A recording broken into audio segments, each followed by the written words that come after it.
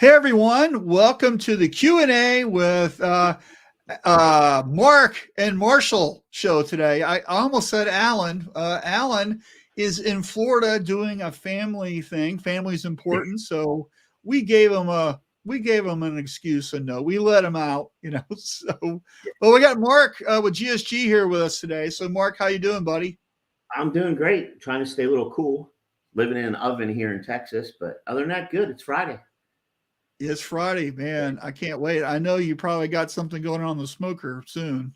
That's actually funny because last weekend, my one smoker was reading 208 degrees just sitting in the sun. And I thought that's good enough for low and slow. So we put ribs on and cooked them with no fire.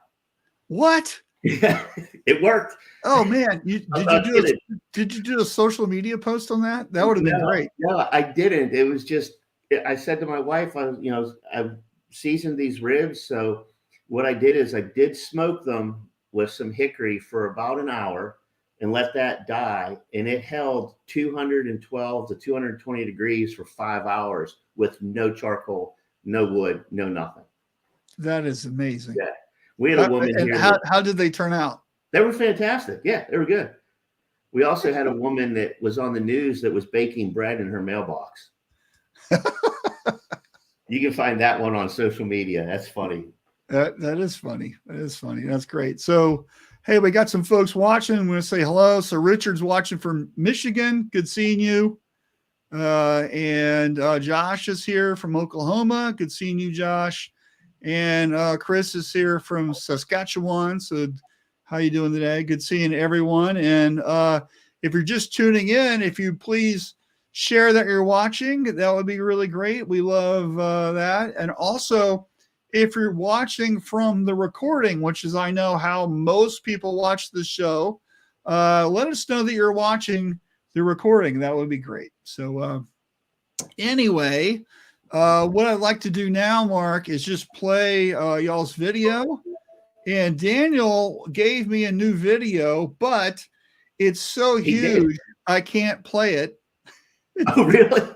It's over 200 megs. I can't play the video. So I've asked him to trim it down. And so we're just going to play our normal one. Okay. So here we go. Huge shout out to GSG for sponsoring the show and allowing Mark to come on with us today. So that's great. Yeah. Here we go.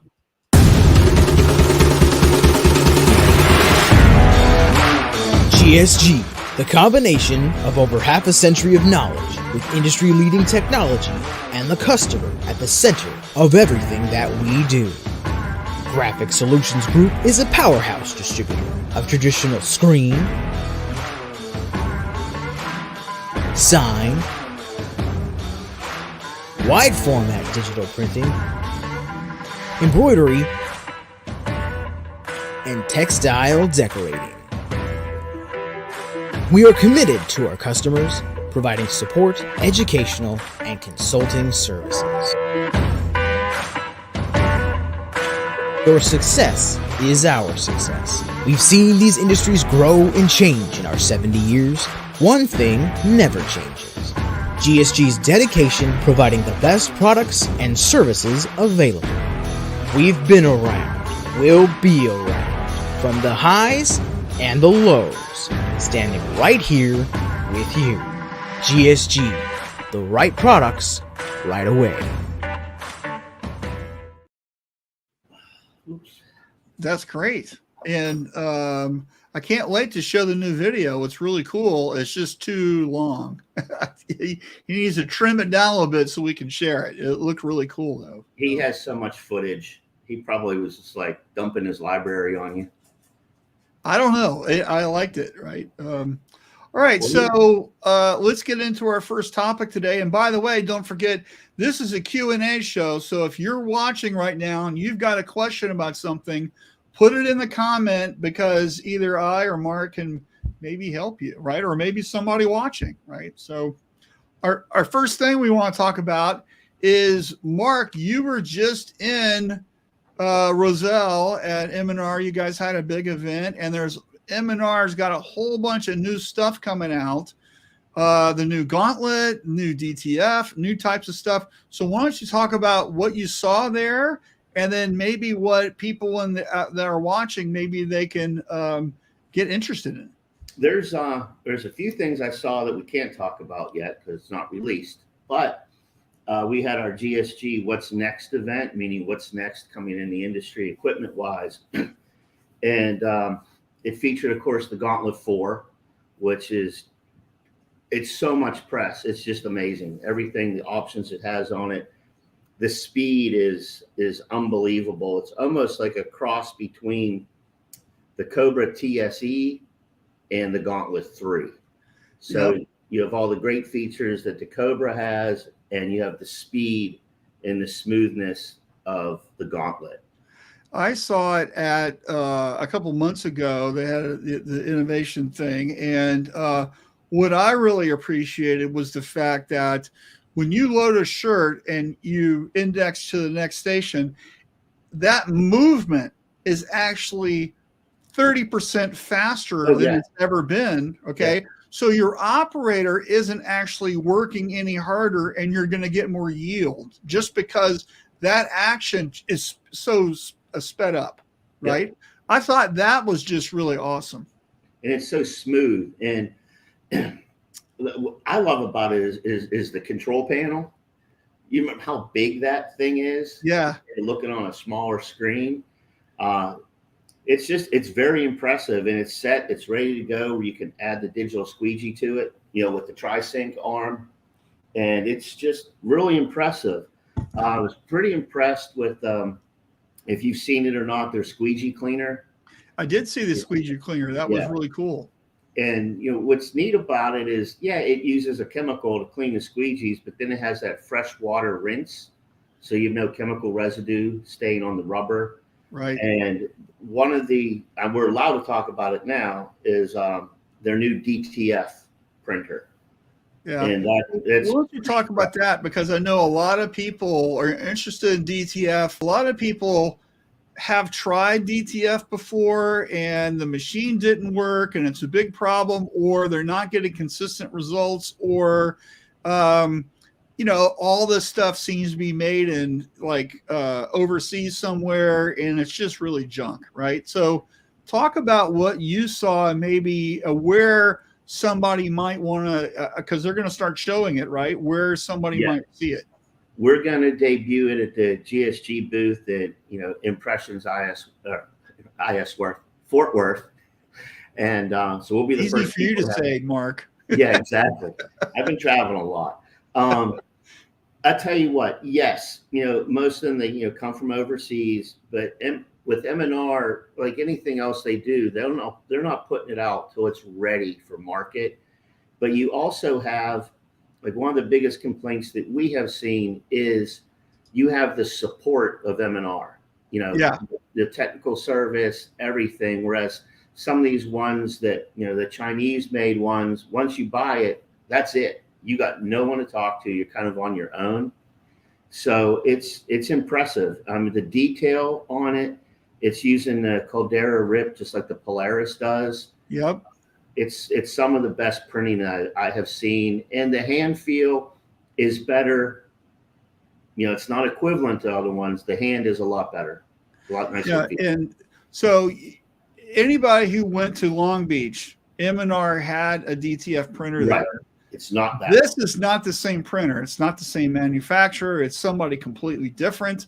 And they went another direction. Did they give any insight as to why they did that? Support on their end and quality of the machine. A lot of them you see that are plastic. This is not plastic. It's in typical M&R style. It's an industrial piece of equipment. And it's blue. And it's blue.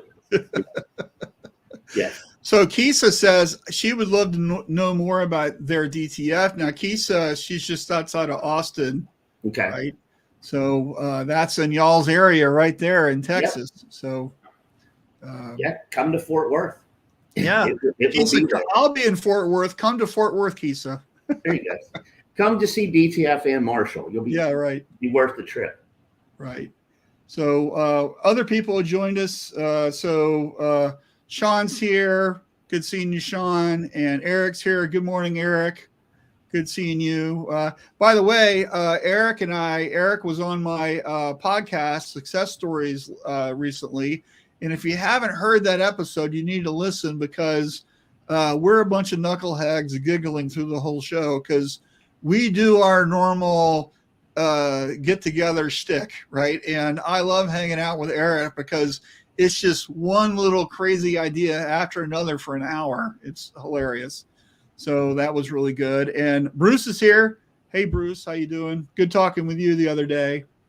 And of course, Kisa says she wants to know more, and good to know about M&R. So what you mentioned the Caldera rip, and I think this is something a lot of people don't know about. So this is a rip that's really used for the sign industry. Mm-hmm. And what's really cool about it is that it will place your image and space it and rotate it, and it does the stuff for you. You set the parameters, and as you're bringing in your images, it's like figuring out where to put everything, right? And that's automatically done, so you don't have to you've got 3 jobs you want to print: an armadillo, a star, and some baseball numbers. It's going to figure it out for you and place it correctly, so when you print, you get what you want without having to do all that work. And I think that's a really cool feature, right? And it's very automated. Yeah. And so you were at this event. This was a GSG event up in Roselle, right? Right. Yeah, we had customers come in, excuse me, as well as all of us that want to see the latest equipment. We did. There was 4 sessions throughout the day. Everything from the folding, bagging, line to the passport. They've re-engineered that, brought that back out. The Polaris, get to spend time with Michael and Danielle, going everything with the Polaris. And I know you saw it accelerate, and we were talking earlier. I was just blown away how they took a design in AI, and within 5 minutes had a printed shirt going down the dryer. Yep. It was incredible. Yeah. Well, hey, it's we can have an entire mid-journey discussion if you want. Yeah. But and by the way, if you're not using Midjourney to play with right now for your art, you need to get in there and start playing around with it, because it'll literally blow you away, right? And if you want to see the possibilities, just check out my Instagram. I play around and goof around with stuff every single day. And imagine that stuff on a shirt or on a DTG or a DTF or a sticker or whatever you're doing, and put some type around it and think about how you might use something for one of your customers. And a lot of this stuff is only a few minutes of work. I mean, it's not a whole lot of effort, and you get some amazing results. So did you post what you showed me earlier? No, with the faces? Yeah. No, I'm perfecting that a little bit that was off the charts. But before I throw that out there. Yeah. Right? So, but the only way you find out this stuff is to play with it or read my newsletter. One of the two, right? So, all right. Hey, Brian's here. Good morning, Brian. Good seeing you, buddy. Eric says, if you want to listen in, he's going to help us out with a promo. Hey, thanks for being our AV guy like you do with the 2 regular guys. I appreciate it. Here's the link. You just go to SNS Activewear, and it's episode 74. And it's a great episode. I love talking with Eric. He's hilarious. Sean says, does the DTF offer a migration barrier final coat, and how many colors? Is it CMYK plus white, or is it hexachrome, or what are you guys doing? Do you know? It's CMYK plus white, and with DTF, you don't need a barrier. There's no dye migration, like on polyester or dye sub polyester. What about if you want more refined? Are they going to do a hexachrome version so you can dial in the colors better? Yeah, I brought that up, and they kind of looked at me like, just wait. So there was we just haven't released the machine out. And you already want version 2, yeah. right? Well, you know, and it came up, a couple people were like, well, are you going to come up with where it cuts the transfers out? So there's a lot of questions, a lot of people asking for a lot of things, but it's still in the infancy. But yeah, I wouldn't be surprised the changes we'll see within a year. Sure, right. And you know what's really great about M&R, it's industrial strength, commercial ready. Right. It's made for you to make money, right? Yeah. That's what it's about, right? So and they don't really do anything half-assed. No. So, no. I mean, some of the things that we can't talk about that we saw are they're just game changers in the equipment world. Yeah. And Eric says, isn't it always the way? There's always a feature request. Oh, yeah, of course. Yeah. And hey, do this. Yeah. And Dan's here. Good seeing you, Dan. Dot Tone Dan. So I got Bruce Campbell and Dan, Dot Tone Dan in old school forum, the forum board guys. So you just said Bruce Campbell. No, I meant Bruce Kittle. Bruce Campbell. What was that crazy movie? With the chainsaw hands. Army of Darkness. Army of Darkness. Yeah. I was like, you know some people. Gosh, I do know some people. All right. So anyway, so what do you think? If you're a shop owner right now, right, and you're thinking about upgrading some equipment or whatever, what do you think is like the thing that most people need, but I think they're always focused on press equipment, right? And my mind's on a different department. Like, what do you think most people need? They just don't have.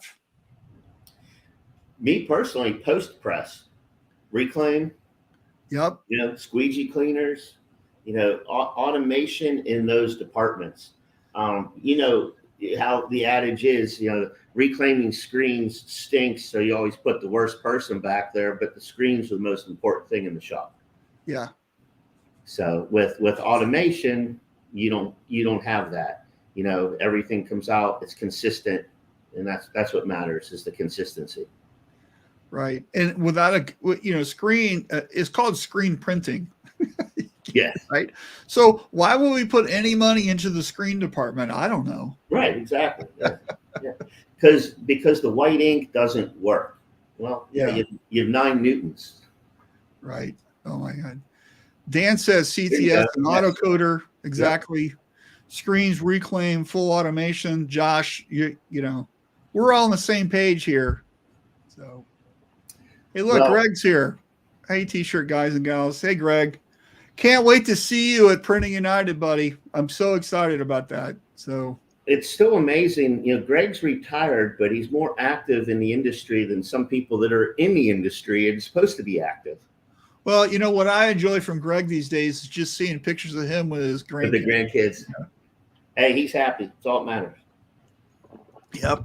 All right. Hey, so let's switch to our next topic, and that is going to be all about underbase. We're just talking about screens, right? And I think a lot of people just totally get this wrong, right? And we need an underbase, or maybe we don't need an underbase, but this is such an important part. This all is about craftsmanship. And what a lot of people think about is what's the best ink? What's the best white ink? I can't do underbase. And they never think about the process of printing. So, Mark, what are some ideas that can really help with this? Because I know you know all about this. I just want to throw it out there. Looking at different mesh counts. Get out of the habit of we use 110 for underbase, because a 110 has a large thread diameter. You're putting down more ink. You end up being rough. Thicker ink deposit takes longer to flash, consumes more energy.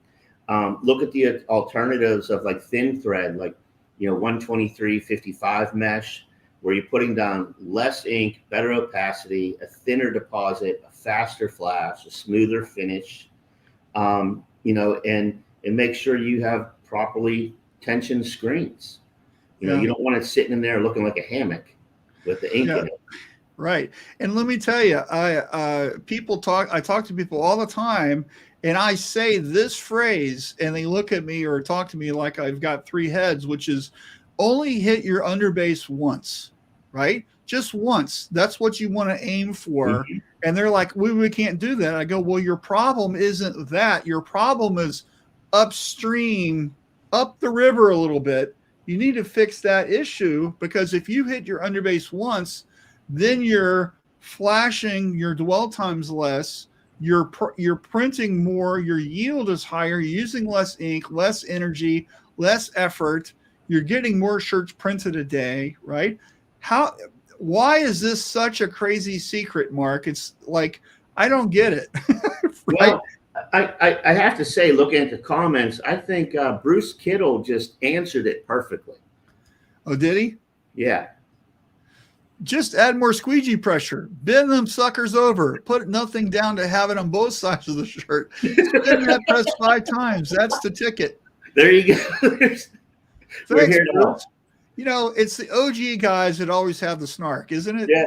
Well, you know, there's so many factors. Your squeegee durometer, your angle. I go into shops and their squeegees are duller than, you know, I don't even know what to compare it to. Oh, you know? Hey, I just talked to somebody the other day, and they've been screen printing for 9 years. And I go, you ever sharpen your squeegees? And they're like, what does that mean? They're using the same squeegees that they've always used when they bought their auto 9 years ago. Yep. That's the way it is. Mm-hmm. The underbase enhances the ability of your art to have a true mid-range foreground and background. Thanks, Greg. I love mid-range. That's such a great term. Well, you know, another tip, if you think about it, you know, people use white as their underbase consistently. And I always wondered where that came from, where you have to use white as the underbase, because alternative colors will give you, you know, better color consistency across different, you know, colors of garments. And maybe I'm wrong, maybe I'm right, I don't know, but I've looked at it from the perspective of painting a car. You know, a car painted a light color uses a gray primer, and a car painted a dark color uses a red oxide. And when you switch to going with grays or tans or a reds as your underbase, you hold truer color, especially, and I know Dan could probably chime in on that, is when you're doing, say, you know, NFL or NBA shirts, and you have 5 ethnicities of players and you have 5 different skin tones. When you use a tan underbase or a gray underbase, you have far better flesh tones and depth in the tones compared to white. I stay away from white as an underbase. I get better color not using it. Yeah. And there's so many Pantone colors that have a color shift when you print over white, you know, like especially a royal blue that always lightens up, right? You know, PMS 202, which is used in a lot of schools, that always goes pink when you're over white, right? So we really need to use a different underbase color to keep these Pantone colors true and not have that color shift. And, you know, and so like play with that and experiment. And when should you be doing this experimenting? Not when the job's due tomorrow at 2:00. Yeah, exactly. Exactly. You need to be doing that now before anybody needs it. I get those phone calls. You know, Mark, we're having trouble with this foil, and or whatever the case may be, and then they always follow it up with, they're picking up the shirts at 2:00, and I'm like, wow, it's 11:30 in the morning. Why don't you try this earlier? Right. So Cindy's here. Good seeing you, Cindy. Thanks for being here. Another Texas gal. Richard says, I've used so many different base colors, usually to match the shirt. Yeah, and Richard knows a little bit. He does. Yeah. He's screen printed 2 or 3 things, I think. You know, black base for tiny stars for an astronomy print. Yeah. Yeah. Yep. The power of self-directed projects for testing, folks, keeps you creative and out of trouble, makes some cool stuff. So I was just talking about this with one of my coaching clients the other day. And one of the things I suggested was, I go, do you guys have shop shirts, where everybody wears the shirt? Yeah, we do that. I go, here's what you do. You have the art department go out on a limb and try things you guys have never printed before, color process or high density or foil, or you're going to combine DTG with embroidery or whatever you're doing, and you're designing it for your shop shirt. And that becomes have like a little contest within the art department or whatever. And then you use that and you schedule it in your software as a real job. So it has to be worked on by the art department, has to be scheduled by production. You have to buy the shirts and all that, just like a real job. That's how you get it done. If you try to do it when you have time, it'll be January and you still haven't done it. Because there's never time. You have to make time for it, right? That's the important thing. So if you schedule it as a real job, just like any other job, it gets done. I will, you never ever mention shops or locations, but last week I was in a facility and they were doing a 9-color design, and they said that it took 8.5 hours to register it. There's your time right there. Why? A lot of factors. Yeah. A tremendous amount of factors. I'll bet you that screen tension was one of them.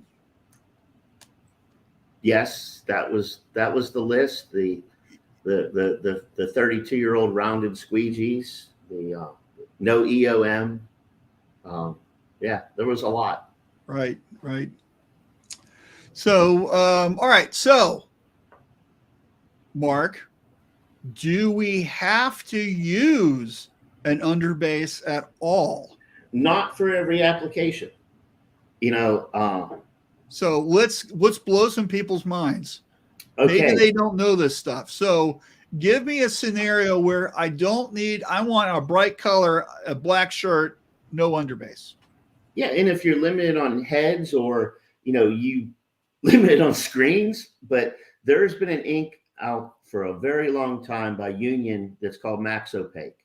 And Max Opaque is a favorite of so many manual printers because they're bright yellow. You can print their bright yellow, flash it, hit it again, no underbase needed.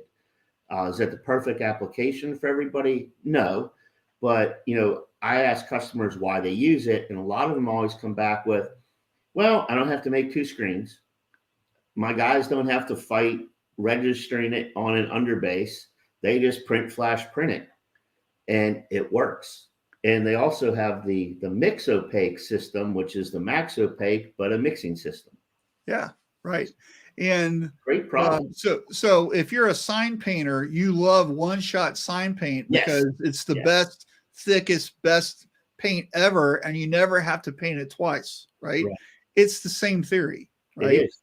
And I don't know if the crazy pigment load in this stuff, I don't know what makes it work. I'm not a chemist, but this is the stuff that their red, Max Opaque red is a huge favorite for lots of people. So that's kind of a cool thing. Yeah, and it's been around forever. It has been around forever. And I bet some of the people watching this have used it, right? You guys use Max Opaque. What do you think about it? Share your thoughts. The first to chime in, of course, is Charlie. Of course. Hey, Charlie's here. I didn't know. Hey, good morning, Charlie. Charlie says, I used Max Opaque for all my black shirts in the 70s before the flash was invented, and they triple milled their pigments. Yes. Okay, that's great. Good to know. That's how he pulled off all the rock and roll merchandise with no white underbase. Yeah, well, you got, it's the tools you use, and the products you put in your ingredient. If you're baking a cake, your ingredients matter, right? So This is the same thing we're doing here. If you use better ingredients, you're going to have a better result. assuming you're using them properly. Correct. Yeah. Right. So, so this is a really good segue, I think, here. Right. So if you go to gogsg.com, right? You know, I forgot to do is I forgot to share the pulse here. So here's the pulse. And believe it or not, guess what we have is right here on page 5, Union Max Opaque ink. So believe it or not, you guys sell this stuff. Yeah. We sell a lot of it. Mm-hmm. And what's is there a favorite flavor here? Yellow? Do you know? I think that was probably the one that showed up best taking the photo, I would imagine. Mm-hmm. So they've got a QR code right here. I can zero in here. You can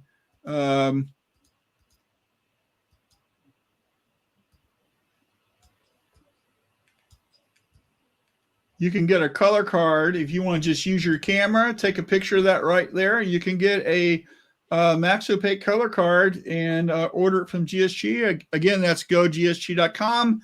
Look in their Pulse magazine, and that's where it is, page 5. So, yeah, unfortunately, gone are the days of the actual printed color cards. They're all digital now. Yeah, well, you know, it's stuff costs money. Yeah, in time. Plus, you know, it sits. You print the thing, and it's on the shelf, and nobody ever looks at it ever again. Right, or it's taped to the wall in the ink department, and it's been there for 31 years, and they don't ever use it for anything. No, and then they pull out a Pantone book from 1992. Yeah, that's crazy dog-eared and you know, missing pages. Yeah, right. Charlie also says lots of photos of my book. They'll be out soon. I can't wait for that book. I've got Charlie's last book. It's really cool, by the way. Charlie, when does it come out? Do you know yet? I think he has to finish writing it soon first. Oh. and I know the struggle of writing books. Trust me. So it's you gotta make time for that and just do the work, right? So it looks like from a screen printer that's a must-have. Yeah. You know, just Charlie's stories, but you know the photos of the shirts, you know, from the 70s and 80s. Yeah, right. So and here's that stuff. And by the way, here's something right up Charlie's alley: special effects printing. And so this is something we want to talk about here. And the reason why is because special effects printing is all about what? It's all about sales. And it's all about doing something different and offering your customers something new that blows their mind. They can't, oh, that's just the coolest thing. I'll take 1,000, right? So if you learn how to do this stuff, then you can increase your sales. You know, so what is special effects printing? It's dimensional. It's doing something with sparkle. Before the show, you said something to me, Mark, that I found absolutely amazing. What is the highest selling thing right now? One of the things you're selling the most? What is it? Glitter. Glitter. Who thought glitter would be the highest selling thing? Not me. Well, like, you know, I'm to blame for part of it on our YouTube channel because we're doing 36 videos all on special effects printing techniques. And the feedback so far has been amazing. And people see it, how easy it is to do. And their competitor down the street isn't offering it. Yeah. We did, I don't know if it'll show, but we're doing like embossed high density. Oh, that's cool. Which is really cool. That looks like a spackling kind of a look. Yeah. We're doing where you're printing heather on heather. So we actually got the ink to mimic the heather of the garment. Right. And they're all simple. We're using the same design for everything, and they're all 3 color. And you know, I don't have the glitter ones here, but we did glitter on tie dye. I mean, just some neat stuff that just gives you, like you said, sales. a cool thing to do is to add pigment to your glitter ink, right? So you can use a Pantone color glitter, or you can make black glitter. I've done a bunch of black glitter on a black shirt is the most fantastic looking thing you've ever seen. You know, right? you brought up black glitter. One of the coolest black glitters out there is called Moonlight Brilliance. So it's a silver glitter, but with black on each side. So it has that silver edge. Uh-huh. Man, when you print that and the light hits it, it's amazing. Where do you guys sell that? Yeah, we do. Yeah. Okay, cool. So there you go. Get some of that stuff, guys. We sell it. They're all sold by the pound, which a pound of glitter is like a full quart container. Yeah, and hey, do yourself a favor and be careful opening the bag. Yeah, and explaining to your friends where you were that day. Yeah, you weren't at the strip club. And if you get it in your car, it will be in your car for the rest of its life. Yeah. So anyway, so special effects printing is not all glitter. You know, it could be dimensional, right? Yeah. With puff. Puff is making a resurgence right now, comeback. I think. Huge comeback. Yep. And of course, the amount of puff you need is all based on the percentage. So if you're doing a lot of this stuff, you really need a good digital scale, and make sure you do the right math. Otherwise, you're going to have a disaster on your hand. Yep. All by weight. It's all by weight. Always by weight. And a good tip that we always did was normal ink is in a clear bucket, but any additive stuff is in a different colored bucket, black or blue or whatever, you know, just so you know it's not normal ink. Yeah, you don't want to grab. You should label it, but having a different colored bucket for puff or for whatever really helps you keep it organized in your ink kitchen, you know. And if you accidentally grab white puff for your underbase, it might yield you a pretty cool result too. Yeah, well, you know, happy accidents. Yeah, well, what's the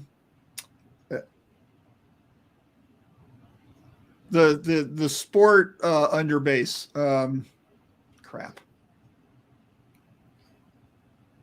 You mean like one of the stretch ones, or yeah. Well, some of the underbase, it has like a little blowing agent in it. Right, yeah. What's the? I'm thinking of the athletic ink, right? I don't know why I can't think of it. Poly. Hey, I'll just go to your Pulse magazine. I bet it's in there. Polyester. No, it'll come to me in a minute. So the idea here, though, is you're using the proper tool, the proper ink, right? If I could think about it, it's going to be Top Score. That's what it is, you know. So that's an athletic thing. It's got a little something in it that like makes it more opaque, right? And also it's low cure, right? So you can use it on poly or whatever, right? And so using the right ink and the right application is really cool, right? You know, our cool thing is like you're doing a snowflake, put some Crystallina on top, right? Or if you're doing something that emulates water or wet or whatever, is to use it like a clear over top, so it has that little shimmery thing when the light hits it. So, what's like a go-to technique for you, Mark, that you don't think anybody really knows off the top of their head that maybe they should try? Oh gosh, I do a lot with plush. I do a lot with plush. Do a lot with suede, cork base, combinations of like HD soft base and cork base. Because this HD soft base will give you that nice straight up and down edge. The cork will allow to expand a little bit, so you can get prints, man, like ½ inch off the shirt if you desire that. Right. But it gives you the high density look, but it gives you just a different kind of feel to it. So it's not square. It, you know, round mushrooms it off a little bit. Yeah, right. Charlie, by the way, is doing his special effects workshop. That's probably going to be in Fort Worth. And he also says he's getting a lot of questions about puff. And then also, let's talk about caviar beads, right? That's good stuff to talk about. Oddly enough, we're getting some calls for caviar beads, and I don't know who's responsible for that coming back, but yeah. And glitter and flock are the herpes in the screen printing world. You never get rid of it. That's right. Glitter on puff. Yeah. We did that back in 93. yeah, That's like putting sprinkles on a cupcake. exactly. Yeah, and it all comes in cycles, you know. Puff will go away, it'll come back. And I'm seeing a lot more high density lately.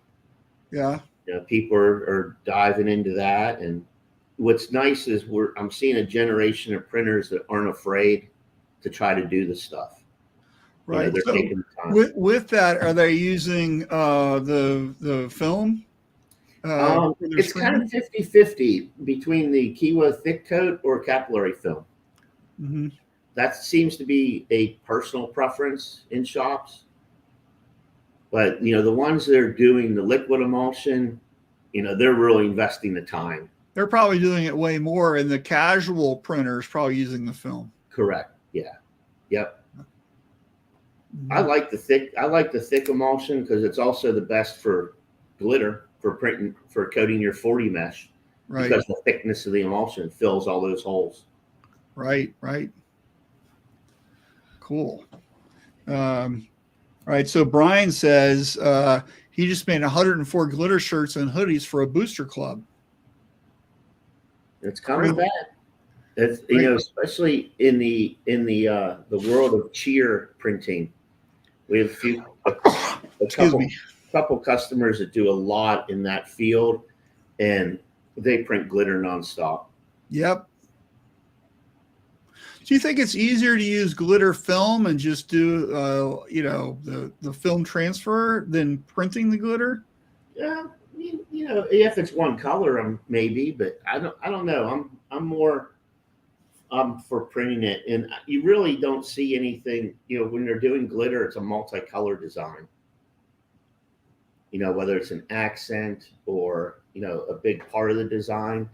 So I don't know. Heat transfer material is not mine. Well, you're a printer. Everything it looks through the lens of printing, right? Yeah, and that's what I'm dealing with now. Not dealing with, but transitioning into the world of hybrid printing.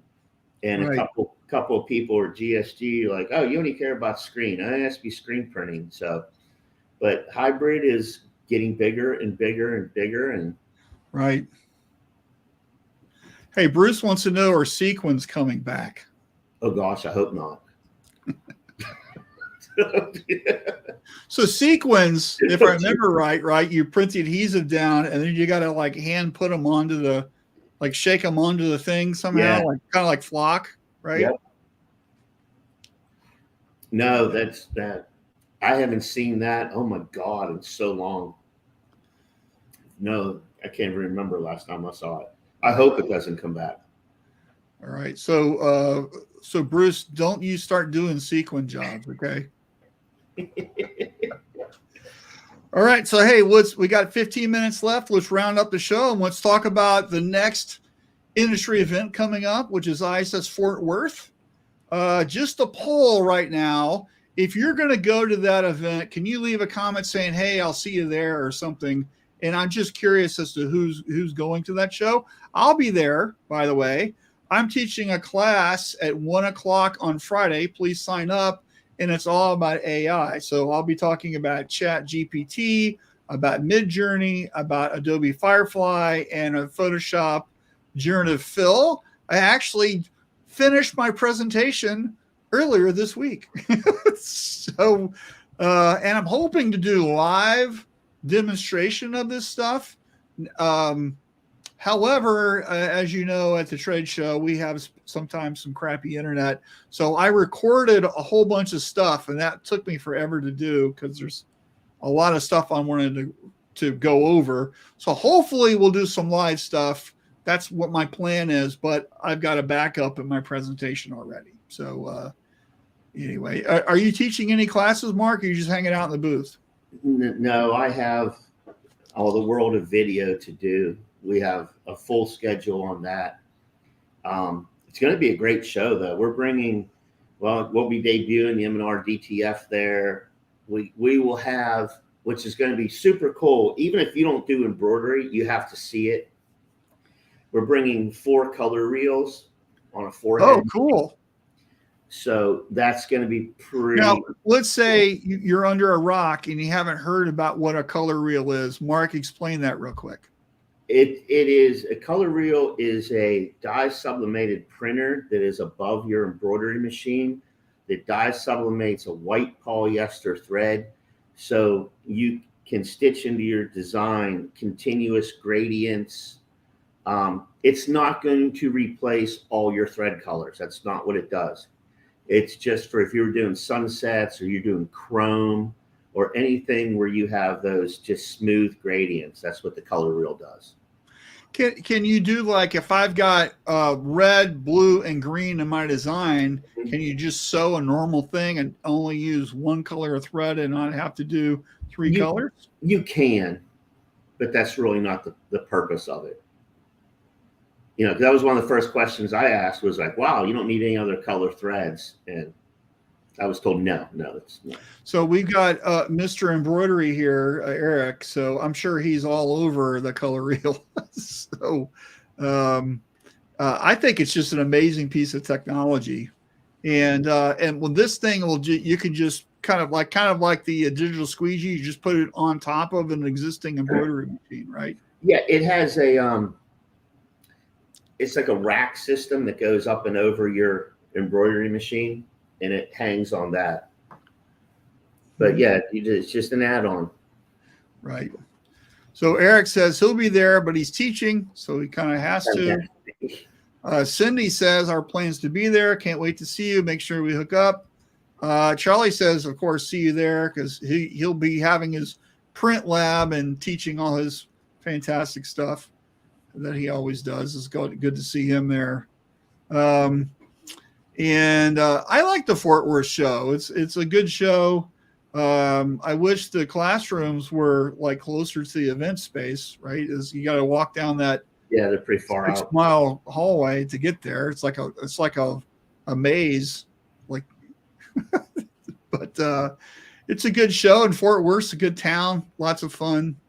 So, and do you think last year at the Fort Worth show, people flew in from all over? I mean, I was talking with people from Maine, from Florida, from California, from Seattle.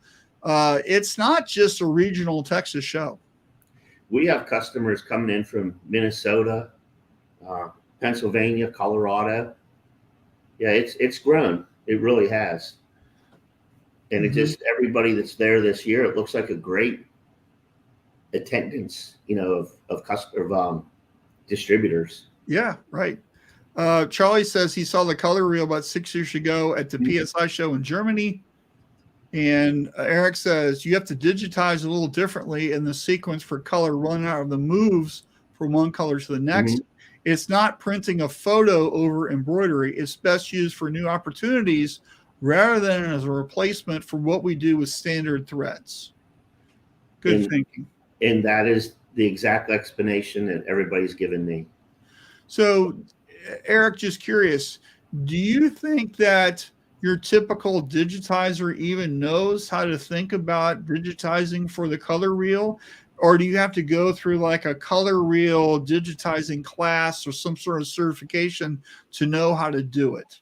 Because here's the challenge, I think, is, so many people outsource to digitizing. If their company or guy or whoever's doing the digitizing doesn't understand the color reel, then they've got a really expensive piece of technology where we're not up to speed yet on it. So, Mark, do you know if they've got some sort of class or course or something to learn how to digitize for the color reel? I know Liz Beavers with GSG, she does, like we do. Okay.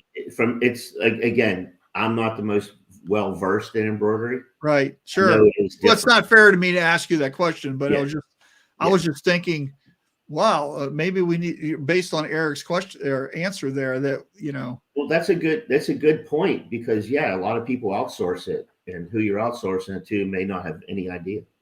Right. Okay, cool. And so let's talk about just GSG in general, right? You guys are all over the map now. How many locations do you have? 10. 10. And you're really getting pretty dominant. And are you guys offering classes at all of the locations or just at a couple of them? Or right now, because there's so many, it's only certain locations, certain classes at certain locations is what it comes down to. Like, we don't do vehicle wrap classes at every branch. We don't do screen printing classes at every branch either. But you'll have customers from like some area come in for the class. Right. Right. Like, we do a tremendous amount in Dallas because we have every showroom set up there. You know, so a lot of people just come into Dallas for one-on-one. Yeah, I've been to your Dallas location. It's huge and pretty impressive, and 1 million people that all are experts, all in that one location. It's kind of cool, right? I did take you to the other buildings too, didn't I? You did. You took me to where they were redoing the screens and mixing the ink. Yeah. That was kind of cool. And you've got a new top secret thing coming out, right? Yeah, it's coming. It's got the thumbs up, so it'll be cool. It makes my job more exciting than it. That sounds corny, but it's gonna be pretty cool. No one else is doing it. So Eric says for digitizing, not yet. Color Reel offers training, and we'll see what's going on with Pulse Tajima since they've integrated it into their software. There you go. See, I knew Eric would know the answer. If thread is involved, I think Eric has the answer. And by the way, if you want to see a good show, you should watch his show, The Take Up. If you want to know more about embroidery, I think that's probably the best embroidery information resource out there. It's got to be. I really don't know of any other, but I think it's just amazing, right? And he does such a good job with that. And so just look it up, Google up The Take Up, and have fun. I was at a customer in Colorado, and in their like embroidery department, on one of the monitors was Eric's show. Yeah, right. So it was cool. It's like, you know, because I hadn't seen it before, and I asked, and they're like, we watch everything he does. That's just, of course, just the answer. Yeah, it's great. I love it. He does such a good job, and as a content creator myself, I know the effort that goes into that. So, and you create a lot of content, Mark. I mean, how many views? You're over 1 million views with your YouTube stuff, right? we're over 4 million. Over 4 million. And we just shot the number 400 video week before last. Wow, that's amazing.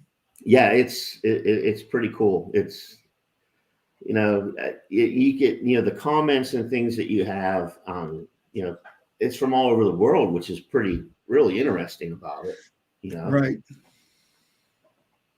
And see, got a big fan for Eric right here. The Take Up is live at 3:30 every Friday, Texas time. Yeah. Except right now, Texas is melting time. It's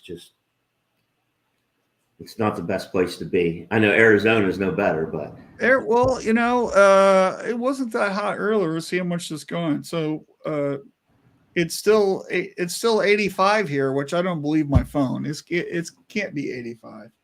We're 104 right now. Right. That's Arizona weather.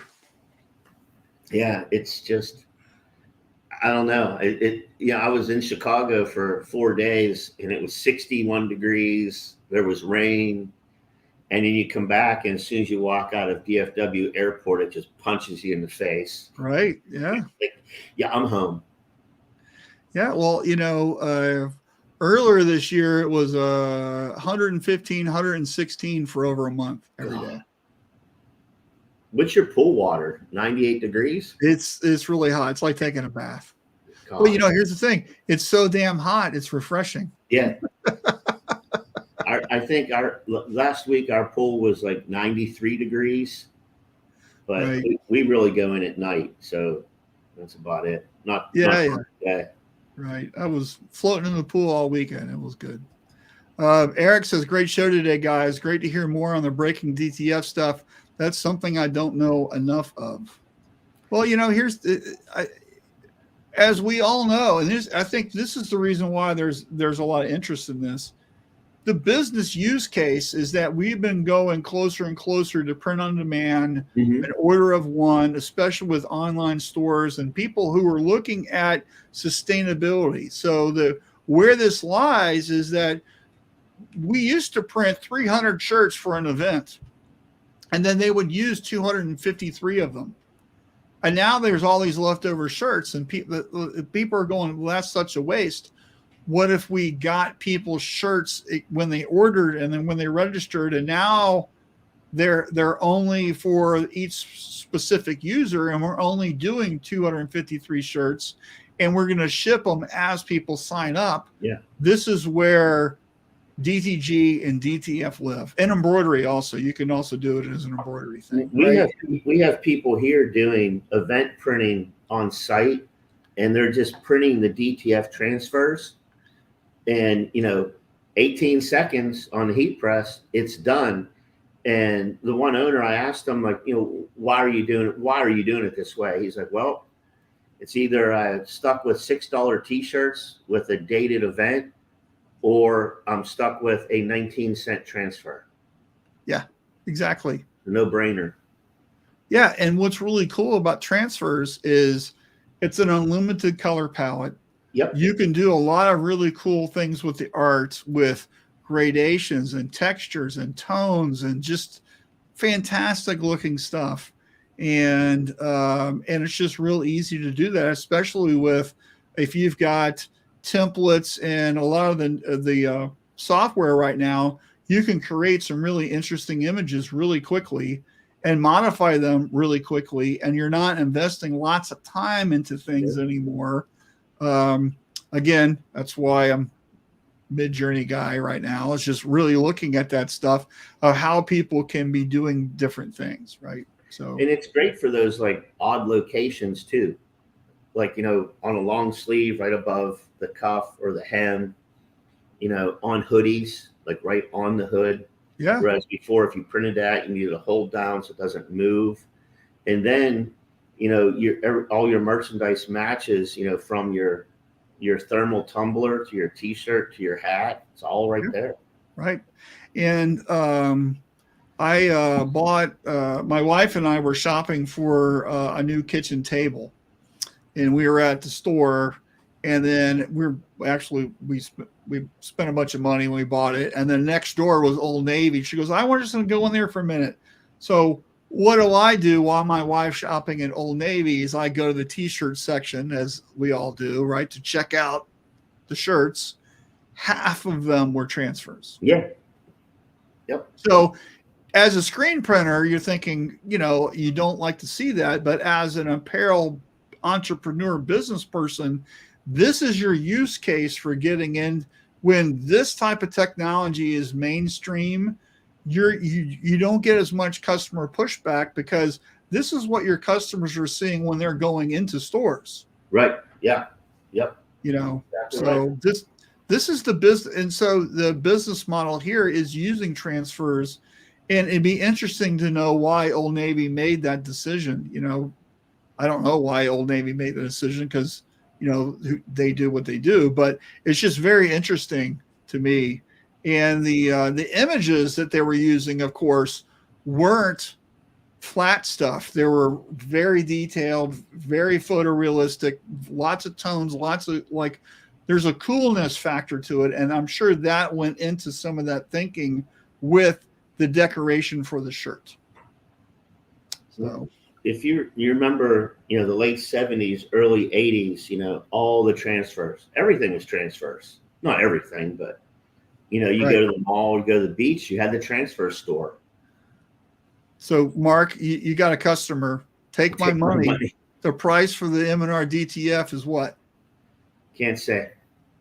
It'll be revealed in Fort Worth. So Sean, come to Fort Worth, hang out with us. That's not our decision. That's M&R's. Yeah. Decision. Come to Fort Worth, have a taco. Yeah. Have some Tex-Mex with us in Fort Worth. All I can say about that, it's competitively priced with the DTF machines that are out there now. Okay. It's not 5 times the cost or nothing. Yeah. So it's not digital squeegee cost. It's more comparable to a DTG printer. Well, I'm putting in the digital squeegee and the 18 color press, and yeah, that's $1 million. But I'm, for my job, I just get the stuff. It was the first time I looked at an invoice. I was like, holy crap. Yeah, Greg wants to remind us about transfers with Roach and Hollaback in the 70s. Yeah, it's come a long way since that stuff, right? And I remember going to the mall, which design you want, heat transfer, right? Well, when Roach went out of business, I bought a bunch of their inventory. And I have remember the old returnable beer bottle cases? Yeah. I have stacks of Roach transfers. Do you still have them? Oh, yeah. With the Chevy van, with the glitter. It'd be very interesting to compare that, like try to remake one design with the new technology and compare with the old technology if it would still work, right? And that would be kind of an interesting experiment. That's on my list of things to do with this DTF is you can get glitter paper now, and you can get glow-in-the-dark paper. The film. Really? Yeah, you get glitter film. So that's why I was looking, going through I had like the Elvis ones and ones that are big pot leaves and things with sunsets. And I was like, man, I want to see if I can recreate one of these. I want to see a glitter Elvis with pot leaves.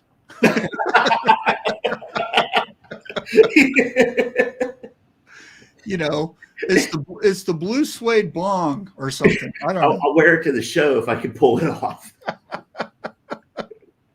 That would be great. That would be great. All right. So we're at the end of our time. So Mark, thank you so much for filling in for Alan today. Sure. If you want to get a hold of him, check my spelling here. Is this your correct email? Right? Yeah, you're right. So if you need to get a hold of Mark or whatever, here's how you can email him. Mark, if they need to get a hold of you besides just your email, where are you mostly? Are you on the road? What's going on with you? Where are you going to be in the next couple of weeks before that ISS show? Will you be still in your office? Yeah, fortunately, I'm done traveling until Printing United. I have a few day trips, but not long periods of time. So Printing United for the week, and then M&R in November for a week. Right. But I'm in town, and I'm usually horrible getting back to emails within a few minutes. It's usually a few hours because I'm a one-man show. Yesterday, I reclaimed screens all day. So, great. Yeah, it was awesome. Yeah, I bet. Yeah, my pressure washer exploded. So that's not good. No, I did even though we sell all the equipment, still went to Lowe's and bought one for $120. Last one lasted 2 years. So yeah. Yeah, okay. They're quieter than the industrial ones. Right. All right. Well, thanks, Mark. Don't go anywhere. I'm just going to end the show. So thanks for everyone. Thank you. Everyone have a great weekend, and we'll see you guys next week. Take care.